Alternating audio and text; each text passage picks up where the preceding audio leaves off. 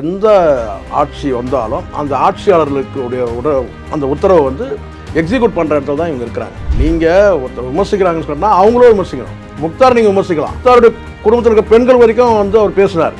அந்த வலி இப்போது உணர்ந்து எனக்கு சந்திக்கிறதுக்கு விருப்பமே இல்லை. நம்ம சந்திக்கணும்னா கூட ஒரு தகுதி வேணும்ல. நம்ம சந்திக்கிற நபர்கள் ஒரு தகுதி இருக்கு. சீமானுக்கு அந்த தகுதி இல்லை.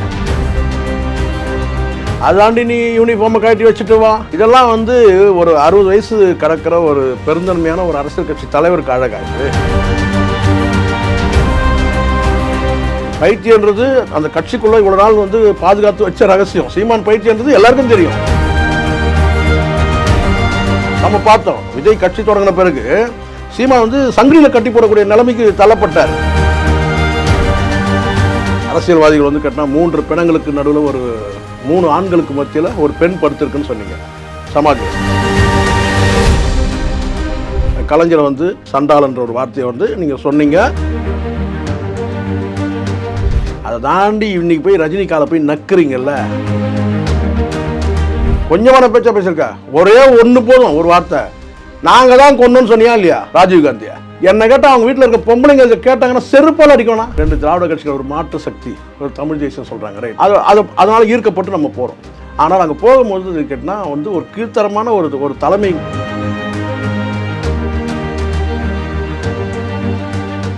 டிஎன் மீடியா நவ் நேயர்களுக்கு வணக்கம். இன்று நம்முடன் நேர்காணலுக்காக அரசியல் விமர்சகர் சேக்குவாரா சார் இணைந்திருக்கார். வணக்கம் சார். வணக்கம் மேடம். சார், இந்த நாம் தமிழர் கட்சி வந்து ஒரு பிரிவினைவாத சக்தின்னு சொல்லி ஐபிஎஸ் வருண் அவர்கள் சொல்லியிருக்காரு. அதுக்கு வந்து சீமான் அவர்கள் என்ன சொல்லியிருக்காருன்னா, நீ எத்தனை வருஷத்துல பதவியில் இருக்க போற அப்படின்னு சொல்லிட்டு வருண் அவர்களை காட்டமா பதில் சொல்லியிருக்காரு. இது எப்படி சார் நீங்க பாக்குறீங்க? எனக்கு ஒன்றும் புரியல. இப்போ எத்தனை வருஷம் உயிரோட இருக்க போறேன்னே தெரியாது முதல்ல நமக்கு. இப்போ முதல்ல அது விஷயம் சார், அவர் பதவியில் நீனா 30 வருஷம் இருப்பியா, 40 வருஷம் இருப்பியா? நல்லா ஒரு விஷயம் புரிஞ்சுக்கணும். முதல்ல ஒரு விஷயம் கிளியர் பண்ணிடணும். காவல்துறைன்றது வந்து பார்த்தீங்கன்னா, நீங்கள் இன்றைக்கி இருந்தாலும் ஒரு அரசியல் கட்சியாக இருக்கிறீங்கன்னா, நீங்கள் இன்றைக்கி வந்து எதிர்கட்சியாக இருக்கிறீங்க, நாளைக்கு நீங்கள் வந்து ஒரு ஆளுங்கட்சி ஆகிட்டீங்கன்னா, உங்களுக்கு வந்து நீங்கள் சொல்லக்கூடிய உத்தரவு, ஆளுங்கட்சி என்ன உத்தரவிடுதோ அதை செயல்படுத்துறது தான் வந்து காவல்துறை.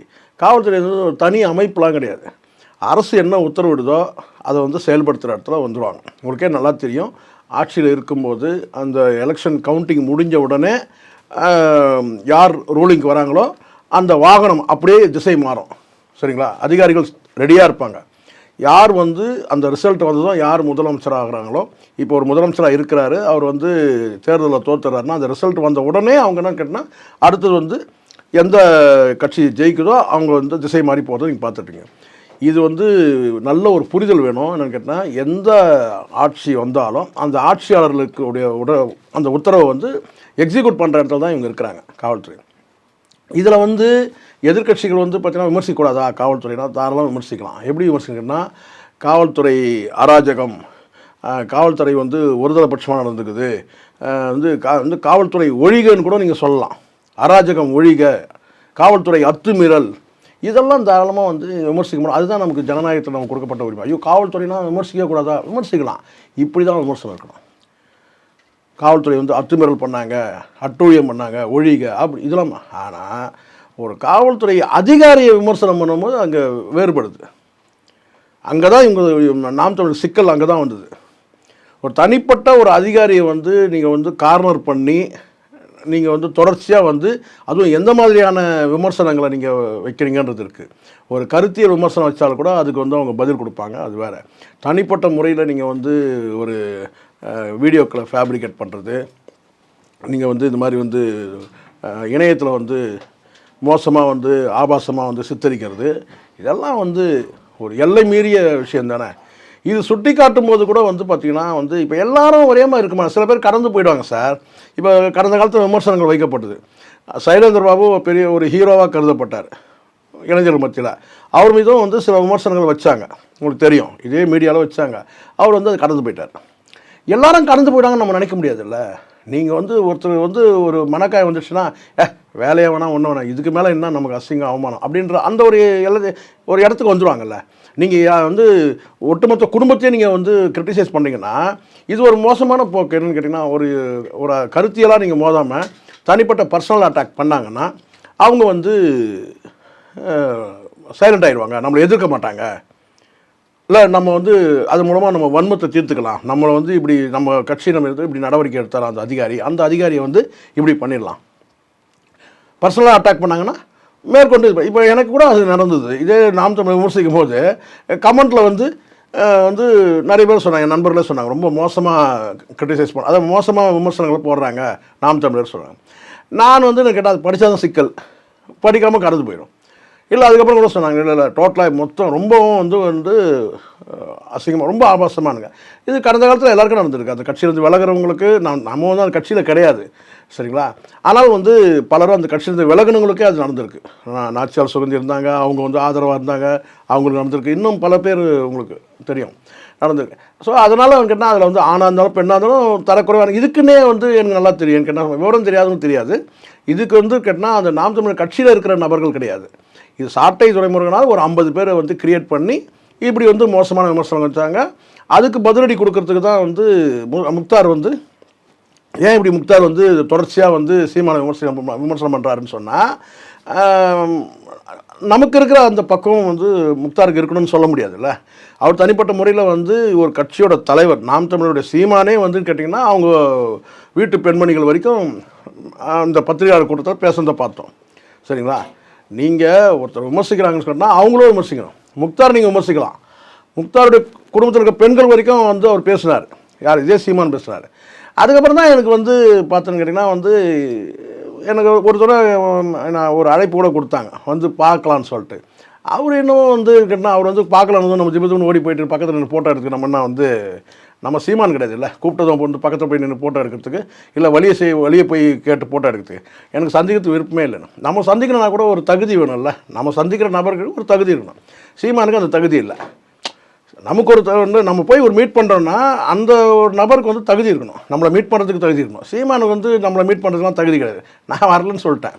ஒரு தூது கூட ஒருத்தர் வந்தார், நான் சொல்லிட்டேன், ஒரு டைரெக்டாக சொல்லிட்டேன், சீமான் நான் மீட் பண்ணுறது எனக்கு அவசியம் கிடையாது.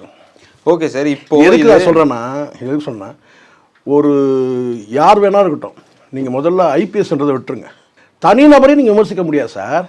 அதை தாண்டி வந்து கேட்டால் ஒரு அரசோட வந்து உத்தரவை ஏற்று செயல்படக்கூடியவராக இருந்தார்னா அவரை நீங்கள் வந்து தரக்குறைவாக நீங்கள் வந்து விமர்சிக்கிறீங்கல்ல, அப்போ அந்த இடத்துல வந்து பார்த்தீங்கன்னா வந்து இயல்பாக எல்லாரும் கடந்து போயிடுவாங்கன்னு நினைக்காதீங்க. அவர் இறங்கிட்டார், இறங்கி அப்போ கூட உங்களை வந்து பார்த்திங்கன்னா வந்து சில வாய்ப்புகள் இருந்தது, நல்லா புரிஞ்சுங்க.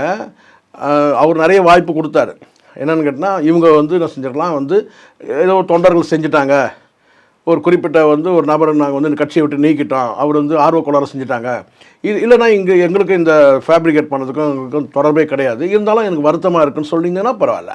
அதாண்டி நீ யூனிஃபார்மை கட்டி வச்சுட்டு வா, இதெல்லாம் வந்து ஒரு 60 வயசு கடக்கிற ஒரு பெருந்தன்மையான ஒரு அரசியல் கட்சி தலைவருக்கு அழகா இது? கடந்த காலத்தில் யாருமே போலீஸை விமர்சிக்கவே இல்லையா? விமர்சனம் பண்ணியிருக்கிறாங்க. தனிநபர் தாக்குதல்ன்றது உச்சத்தில் வந்து ஆபாச தாக்குதல் பண்ணும்போது ஆம்பளையார்னு எல்லாரும் பண்ணுவாங்க. நீ தானே சொன்னீங்க, எல்லா வார்த்தையும் நீங்கள் சொன்ன வார்த்தை தான், நீ யூனிஃபார்ம் காட்டி வச்சுட்டு வா அப்படின்னு சொல்லிட்டு. என்னை கேட்டால் வந்து அவர் ரொம்ப நிதானமாக தான் செயல்பட்டார். ஒரு அரசு, அந்த அரசின் கீழே வந்து வேலை செய்யக்கூடிய வந்து ஒரு ஊழியர், பொது ஊழியர், பப்ளிக் சர்வெண்ட்டு, அந்த வருண் ஐபிஎஸ், ஒரு வரம்பு மீறி நீங்கள் தனிநபர் தாக்குதல் பண்ணும்போது அவர் என்ன செய்ய முடியும்?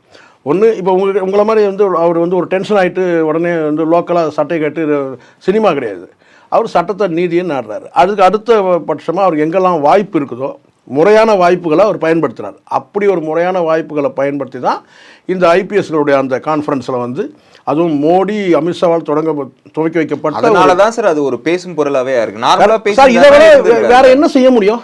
வேற என்ன வந்து ஒரு அவருடைய ஆய்வில் சொல்கிறார், ஒரு ஐபிஎஸ் அவர் வந்து கேட்டால் அவர் பாதிக்கப்பட்டிருக்கிறார், அதோட பாதிப்பை தொடர்ச்சியாக அவர் வந்து அவர் ஆய்வு செய்கிறார். அப்போ அவர் சொல்கிறார் கேட்டால் இது வந்து ஒரு பிரிவினைவாத இயக்கம் அவர் முடிவு பண்ணுறாரு. இப்போ அந்த இடத்துல எல்லா மாவட்டத்தோட ஐபிஎஸும் இருந்திருப்பாங்க சார். அப்போ எல்லாருமே கண்டிப்பாக வந்து கேட்டால் வந்து இப்போ வந்து சீமான் நேரம் உணர்ந்து இருக்கணும். என்னன்னு கேட்டிங்கன்னா இது எவ்வளோ இந்த பிரச்சனையோட வீரியம் என்னன்றது பார்க்கணும் சார். இங்கே நாட்டை நிர்வாகம் பண்ணக்கூடிய ஐபிஎஸ், ஐஏஎஸ், நீதித்துறை, சட்டத்துறை, இது எல்லாமே நமக்காக உருவாக்கினது. இது வந்து இங்கே வெளிநாட்டிலேருந்து ஒரு செட்டப்பாக ஒரு தூக்கி கொடுத்துடலாம் நம்மக்கிட்ட. இது நமக்கு கொடுக்குற பாதுகாப்பு சார். நீங்கள் போகிற போக்கில் எல்லாத்தையும் நீங்கள் அடிச்சுட்டு போயிட்டே இருக்க முடியாதுல்ல. நாளைக்கு 2 கல் விட்டால் போதும், எங்கே ஒரு கூட்டத்தில் பொதுக்கூட்டத்தில் 2 கல் விட்டாலும் எங்கே போய் நிற்கணும்? நீங்கள் பட்ஜெட்டில் கல் விட முடியும்? போய் வந்து அந்த லோக்கல் போலீஸ் ஸ்டேஷனில் தான் நிற்கணும். நாங்கள் ஒரு பொதுக்கூட்டம் நடத்தணும், 2 கல் விட்டாங்க, அந்த கல்லில் பாருங்கள் 2 பேருக்கு மண்டை கிழிஞ்சிச்சு, நீங்கள் தான் நடவடிக்கைன்னு சொல்லிட்டு நீ மனு தான் கொடுக்கணும். நீ பதிலுக்கு பண்ண முடியாது. நீ ராணுவம் வச்சுருக்கிற உடனே பீரங்க எடுத்து சொல்ல பைத்தியாதனமாக பேசினுக்கிறான். மண்டையில் அடிப்படை அறிவு இருக்கானே தெரியல சீமானுக்கு. அதே அவரே சொல்லிட்டார் சார், என்ன பைத்தியக்காரனானு எல்லாரும் ரகசியம். இது வந்து நாம் தமிழர் கட்சிக்குள்ள ஒரு ரகசியம். இதை வந்து சீமான் அவ்வளோ சீக்கிரம் வந்து உடைச்சிடக்கூடாது. பைத்தியன்றது அந்த கட்சிக்குள்ளே இவ்வளோ நாள் வந்து பாதுகாத்து வச்ச ரகசியம். சீமான் பைத்தியன்றது எல்லாருக்கும் தெரியும். அதுவும் சமீபத்தில் வந்து பார்த்தீங்கன்னா சங்கிலியை கட்டி போடுற அளவுக்கு ஸ்டேஜ் முத்திடுச்சு. நம்ம பார்த்தோம் விஜய் கட்சி தொடங்கின பிறகு சீமான் வந்து சங்கிலியில் கட்டி போடக்கூடிய நிலைமைக்கு தள்ளப்பட்டார். சரிங்களா? அதனால் கேட்டால் அவர் பைத்தியன்றது எல்லாருக்கும் தெரியும். அது வந்து கட்சியில் உள்ள ரகசியம்.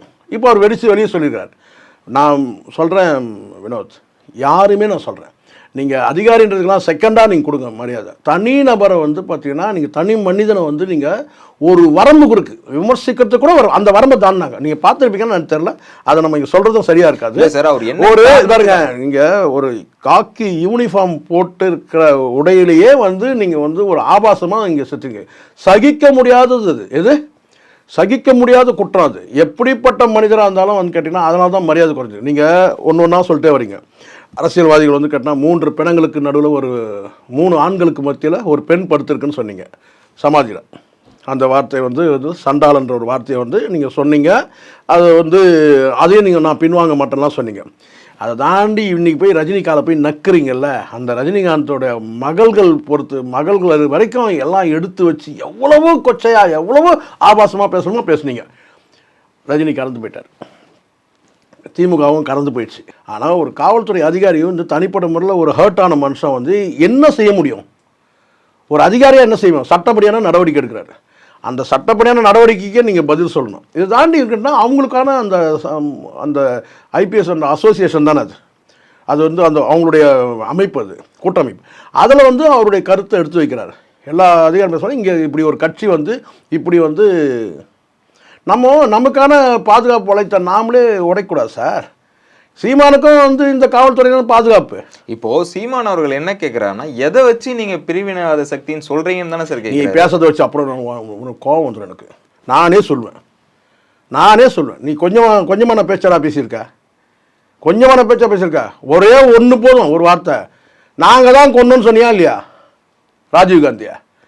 ஒரு 10 பேர் 20 பேர் கை தட்டின உடனே நீ வந்து இங்கே வந்து பார்த்தீங்கன்னா ஒரு ஜென்ரேஷன் இருக்குது. இப்போது ராஜீவ்காந்தியோட அந்த மரணம் இருக்கு இல்லையா, அந்த துர்மரணத்துக்கு பிறகு பிறந்த பிள்ளைங்களாம் இன்றைக்கி வந்து வாக்காளர் ஆகிட்டாங்க. உங்களுக்கு தெரியும் அவங்களுக்கு என்ன நடந்தது ஏதாவது தெரியுமா? அந்த காலகட்டத்தில் என்ன நடந்தது தெரியுமா? இன்னும் சொல்லப்போனால் வந்து பிரபாகரன் இறந்ததாக சொல்லப்படுது இல்லையா, அதுக்கு பிறகு வந்து ஒரு ஜென்ரேஷன் வந்து உருவாயிட்டாங்க, வாக்காளர்களாக தயாராகிட்டாங்க. இப்போ அந்த மாதிரி பிள்ளைகளுக்கு எதுவுமே தெரியாது. நீ கூப்பிட்டு உட்கார வச்சு நாங்கள் தான் கொன்னுன்ற, உனக்கு 8 நிமிஷம் கொடுத்தாங்க அந்த ஃபோட்டோவுக்கு, அது வரைக்கும் தான் உனக்கு தெரியும். சரிங்களா? நீ அதையே வச்சுக்கிட்டேன்னு கேட்டிங்கன்னா நாங்கள் தான் ஒரு இந்த அரசு எப்படி வேடிக்கை இது வரைக்கும் விட்டு வச்சுக்கிட்டேன்னு எனக்கே தெரியவே இல்லை. என்னை கேட்டால் சொல்லுவேன், நாங்கள் தான் கொன்னோன்னு சொல்கிறல்ல, நாங்கள் தான் கொன்னோம் அப்படின்னா நீ இன்னமும் வந்து விடுதலை புலிகளோடு சேர்ந்து இங்கே தடை செய்யப்பட்ட இயக்கமாக இருக்குது சார், அது வேறு. இங்கே வந்து போய் விடுதலை புலிகளை போய் உட்காந்து மாதக்கணக்கில் தங்கி சாப்பிட்டு அவங்க யூனிஃபார்மை உடுத்தி அவங்களோட வாழ்ந்த வந்து வைகோ வந்து ஒரு நாளும் அப்படி சொல்லவே இல்லை. நெடுமாறன் வந்து கிட்டத்தட்ட பிரபாகரனுக்கு தந்தை மாதிரி அவர் இருந்தார், அவ்வளோ நெருக்கம். அவங்க சொல்லவே இல்லை. கொளத்தூர் மணியாக இருக்கட்டும், அதுக்கப்புறம் வந்து உங்களுக்கு தெரியும் வந்து பெரியார் திராவிட இயக்கத்தில் இருக்கிற பல பேர் கேட்டால் ராமகிருஷ்ணன் உட்பட பல பேர், தியாகம், இவங்களும் இன்னும் நிறைய பேர் இருக்கிறாங்க. ஸோ யாருமே வந்து இது வரைக்கும் வந்து அப்படி ஒரு வார்த்தை சொல்லவே இல்லை. நீ என்னமோ வந்து போய் நீங்கள் அங்கே பயிற்சி எடுத்து நீங்கள் தான் செஞ்ச மாதிரி நாங்கள் தான் கொண்டு இதனுடைய எதிர் விளைவுகள் எப்படிலாம் இருக்குன்றது கூட தெரியாமல் சொன்னேன். அதுவே ஒன்று போதும். ஒரு முன்னாள் பிரதமர், இந்தியாவின் ஒரு முன்னாள் பிரதமர் வந்து கொல்லப்பட்டிருக்கிறாரு. அந்த கொல்லப்பட்டதுக்கு நாங்கள் தான் கொண்டு இது ஒன்று போதாதான்னு கேட்குறேன். ஸோ அதுக்கப்புறம் நீ பேசுறது எல்லாமே வந்து டிவிஷன் எல்லாமே நீ வந்து பிரிவினைவாதம் தான் பேசியிருக்க. எத்தனையோ இருக்குது வார்த்தைகள், எல்லாத்தையும் எடுத்து போடலாம். ஒன்று நல்லா தெரிஞ்சிடும், ஒரு காவல்துறை வந்து ஐபிஎஸ் அதிகாரி சொல்கிறாரு ஒரு பிரிவினைவாத இயக்கம்னு சொல்கிறாருன்னா அதுவும் அந்த குறிப்பிட்ட ஒரு மாநாடு சொன்னால் அவ்வளோ எவிடன்ஸ் எடுத்திருப்பாங்க.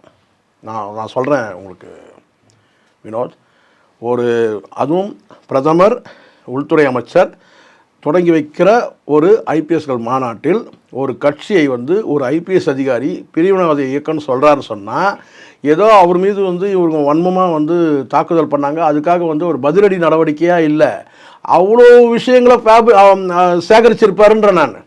ஒரு கட்சியை வந்து வந்து இது பிரிவினைவாத இயக்கம்னு சொல்கிறாருன்னா எவ்வளோ விஷயங்களை சேகரிச்சிருப்பார் நீங்கள் சொல்லுங்கள்.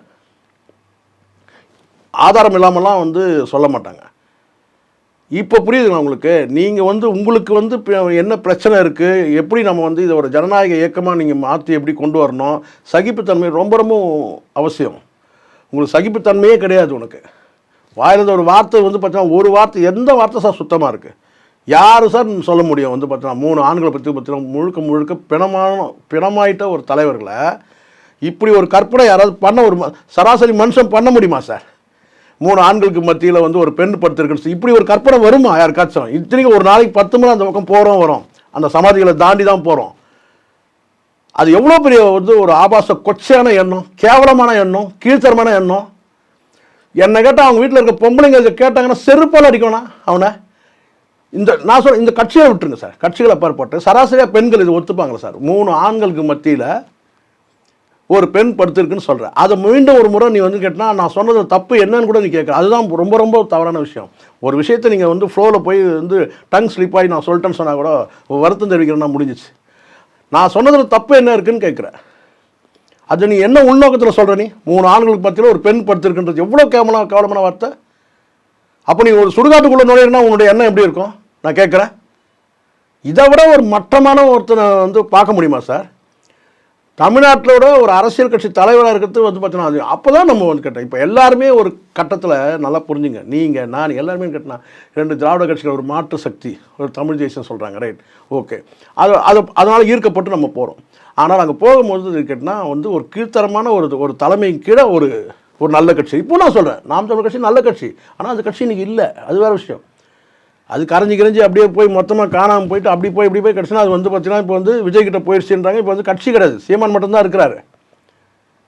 இப்போ புரியுதுங்களா? இப்போ ஒரு கட்சி ஒரு மோசமான ஒரு தலைமையின் கீழே இருந்ததுனால அது பிரிவினைவாத இயக்கமாயிடுச்சு, முத்திரை குத்தியாச்சுல்ல. நல்ல கட்சி, ஆனால் என்ன ஆயிடுச்சு? இப்போ நான் சொல்கிறேன் நல்ல கட்சி தான், ஆனால் தலைமையினால் தவறாக வழிநடத்தப்பட்டு அது வந்து ஒரு பிரிவினைவாத இயக்கமாக ஆயிடுச்சு. அதே செய்தியாளர் சந்திப்பில் வந்து விஜய் அவர்களை பாராட்டியிருக்காரு இல்லை சார் சீமான் அவர்கள் நிவாரண நிதி கொடுத்ததுக்கு. இது எப்படி சார்? நிவாரண நிதினா ஒர்க் ஃப்ரம் ஹோம், வீட்டிலேருந்து நிவாரண நிதி கொடுத்ததுன்னா ஒர்க் ஃப்ரம் ஹோம் பண்ணி அது பாராட்டுறாருல, அப்படியே இன்னொரு பாராட்டம் சொல்லிட்டு சொல்லுங்கள். அப்படி என்னென்னு கேட்டேன்னா அவன் முதல்ல செஞ்சதே ஒர்க் ஃப்ரம் ஹோம் பண்ணதுன்னு கேட்டால் இவன் கட்சியை ஒழிச்சு கட்டினது தான் விஜய் அவர்கள். ஆமாம், ஒர்க் ஃப்ரம் ஹோம் பண்ணி தான் அவன் கட்சியை ஒழிச்சிடான். முதல் செஞ்சது இந்த வெள்ள நிவாரண நிதி வந்து அவங்க வர வச்சு கொடுத்ததில் விமர்சனங்கள் இருக்குது, அதை நான் ஏற்றுக்கலை. இது வந்து கட்சியை முடக்கிற வேலை. இதை வந்து பாண்டே மாதிரியான வலதுசாரி சிந்தனை உள்ளவர்களை வந்து அதை வரவேற்கலாம். ஏன்னா விஜய் வந்து அரசியல் எதிரி, கொள்கை எதிரி யாருன்றதை சொல்லிட்டதுனால அவங்க ஒரு முடிவு பண்ணான்னு கேட்டால் விஜய் இப்படி வீட்டுக்குள்ளே இருந்தாருன்னா நல்லதுன்னு சொல்லிட்டு பாண்டே நினைக்கலாம், நம்ம நினைக்க முடியாது. விஜய் வீட்டுக்குள்ளே வந்து வெளியே வரணும், இழுத்துன்னு வரணும், என்ன தரதாருன்னு இழுத்துன்னு வரணும். ஏன்னா பொதுமக்கள்கிட்ட ஆர்ப்பரிக்குது கட்சி, வளர்ச்சிக்கு வளர துடிக்குது கட்சி, இது சத்தியமான உண்மை. சரிங்களா? இளைஞர்கள் வந்து பார்த்திங்கன்னா வந்து அவ்வளவு வந்து ஆர்வமாக இருக்கிறாங்க. அப்போ தலைமை வந்து பார்த்திங்கன்னா ஏதோ ஒரு விஷயத்துக்கு தயங்கி பதுங்கிருந்ததுன்னா அந்த தலைமையை தரதரம் இழுத்துன்னு வரதான் நம்ம வேலையை தவிர சூப்பர் பாராட்டி நீ வீட்லேயே இருந்துக்குப்பா ஒர்க் ஃப்ரம் ஹோம்னு. நீ ஒர்க் ஃப்ரம் ஹோம் பண்ண ஒரு கட்சி ஒழிஞ்சிச்சு, அது வேறு. ஆனால் மக்களுக்கு சேவை செய்யும் போது வந்து நீங்கள் வெளியே வந்தானே ஆகணும். உங்களுக்கு வந்து ஆளுமை பலம் இருக்குது, ஒரு கட்சி வந்து அதை வந்து கலைஞ்சி போச்சு, அது நீங்கள் பண்ணிட்டீங்க. அதுக்கு வந்து முதல்ல வருத்தம் தெரிவிக்கணும். சீமான் ஒர்க் ஃப்ரம் ஹோம் பண்ணி என் தம்பியை வந்து என் கட்சியை ஒழிச்சிட்டான், அதுக்கு முதல்ல சொன்னான். 2வது இருக்குன்னு கேட்டால் அவன் வந்து பார்த்தீங்கன்னா இதை பாராட்டுறான்னு சொன்னால் நல்லா புரிஞ்சுக்கணும். இதை நீங்கள் பாராட்டுறீங்கன்னு சொன்னால் புரிஞ்சுக்க வேண்டியது என்னென்னா கேட்டால் விஜய் இப்படி இருக்கிறத யாரெல்லாம் பாராட்டுறான்னு கேட்டான். இவன் நேற்று வரைக்கும் வந்து பார்த்தீங்கன்னா வண்டியில் அடிப்பட்டு செத்து போயிடுவான்னு சொன்னான். யார்? இந்த சீமான். இன்றைக்கி வந்து பார்த்தீங்கன்னா பாராட்டுறான். இது வந்து என்ன தெரியுது? அதாவது கேட்டிங்கன்னா நீ உள்ளே இரு, நீ வீட்லேயே இரு, இப்படியே பண்ணு, இப்படியே குறுகிய வட்டத்தில் நீ இருந்துக்க, வெளியே மட்டும் வந்துடாது. இது அருமையான ஒரு சந்தர்ப்பம், அரசியலுக்காக இருக்கட்டும் அல்லது மக்களுக்கு சேவை செய்யறதுக்காக இருக்கட்டும். இந்த வெள்ளத்தில் வந்து பார்த்தீங்கன்னா விஜய் வந்து வெளியே வந்திருக்கணும். அது வந்து பார்த்தீங்கன்னா நீங்கள் நினைக்கிறதெல்லாம் நடந்துடாது சார். இங்கே புரியுங்களா?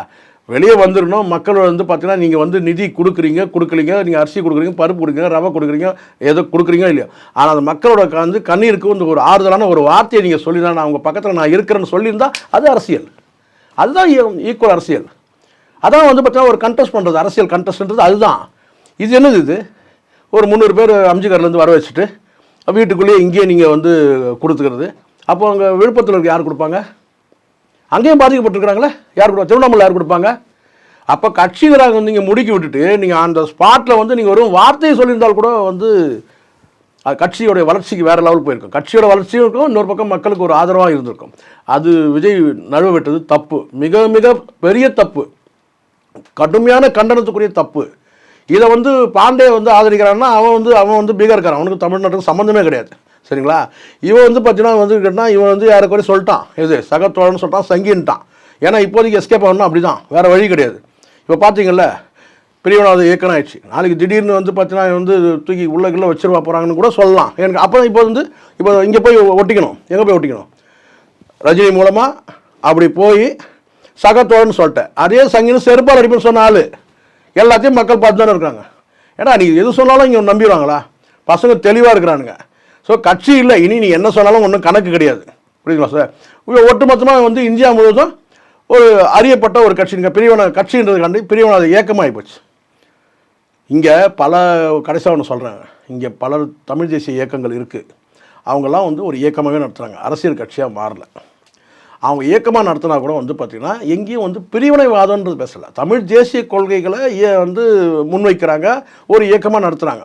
எங்கேயும் தீவிரவாத செயல்களில் ஈடுபடுறது கிடையாது, யாரும் வன்மமாக திட்டுறது கிடையாது, எந்த அதிகாரம் தனிப்பட்ட முறைத்தாங்க. ஆனால் நீங்கள் அதை ஒரு கட்சியாக மாற்றி குறிப்பிட்டு ஒரு சில அதிகாரிகளை நீங்கள் மையப்படுத்தி நீங்கள் திட்டும் போது அதனுடைய விளைவு வந்து கேட்டிங்கன்னா, நீ கட்சியாக நடத்தினா கூட நீங்கள் வந்து தமிழ் தேசிய கொள்கையை முன் வச்சு நீங்கள் நீங்கள் ஒரு கட்சியாக நடத்தலாம். அது பிரிவினைவாத இயக்கன்றதுக்கு அது அடிப்படை காரணம் மற்றவர்கள் யாருமே கிடையாது. இங்கே ரெண்டே பேரில் கூட வந்து பார்த்தீங்கன்னா வந்து சாட்டை கிரமங்கள்லாம் ஒன்றுமே கிடையாது. வந்து பார்த்தீங்கன்னா ஏன்னா ஒரு 2 மாதம் ஜெயில் தான், எனக்கு கிட்னி சரியில்லை சட்னி சரியில்லைன்ட்டான், இது கதறி கண்ணீர் விட்டான், அவன் ஒரு ஆளே கிடையாது. இது நிஜமாக அவன் அஃபிடேவிட்லாம் அப்படியே தானே இடம் இருக்குது. சரிங்களா? ஸோ அதனால் வந்து கேட்டால் எதுவும் முடியாது, எல்லாமே அதெல்லாம் வந்து பார்த்தீங்கன்னா வந்து அப்படியே கண்டிஷன் பெயில் மாதிரி தான் இருக்குது. சரிங்களா? அவனை பொறுத்த வரைக்கும் ஒரு காமெடி பீஸ் தான். இங்கே முழுக்க வந்து உங்களுக்கு அவன் காமெடி பீஸ்னால் இவன் என்னன்றது இவனே சொல்லிட்டான். இது நான் என்ன பைத்தியமானு கேட்டேன், உண்மையாக அதுதான், அந்த ரகசியத்தை உடச்சிட்டாப்புல, அவ்வளோதான். எங்களோடு இணைந்து பல்வேறு தகவலை பகிர்ந்ததற்கு மிக்க நன்றி சார். நன்றி சார்.